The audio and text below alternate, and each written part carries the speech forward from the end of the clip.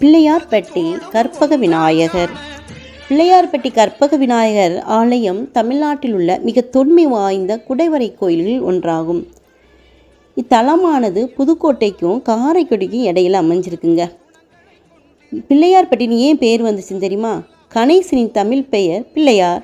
இப்பெயர் கொண்ட இறைவன் இத்தலத்தில் வீற்றிருப்பதால் இவ்வூர் பிள்ளையார்பட்டின்னு அழைக்கப்பட்டுச்சுங்க.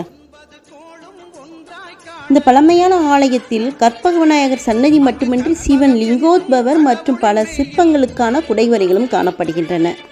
இத்தலம் பற்றிய குறிப்புகள் பழமையான ஆகமங்களிலும் காணப்படுகிறது. பல நூற்றாண்டுகளாக மக்கள் மனதில் நிலைத்து நிற்கும் புகழ் பெற்ற கோயிலாகும். தமிழரின் பாரம்பரிய கட்டடக்கலைக்கு சான்றாக பல நூற்றாண்டுகளை கடந்து நிற்கும் குடைவரை கோயிலாகும்.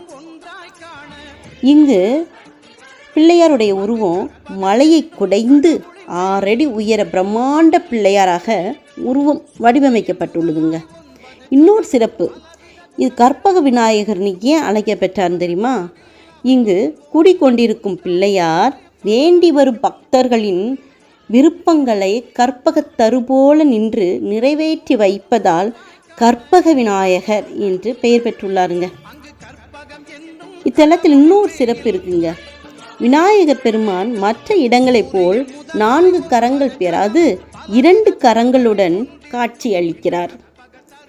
கையில் அங்கு பாசம் இடம்பெறவில்லை. கால்கள் வயிற்றின் மீது படாதவாறு மடித்து வைக்கப்பட்ட நிலையில் அர்த்த பத்மாசன நிலையில் காட்சி அளிக்கிறார். பிள்ளையார்பட்டி பிள்ளையாரை வணங்குவோம். அவர் ஆசீர் எல்லோருக்கும் கிடைக்கட்டும்.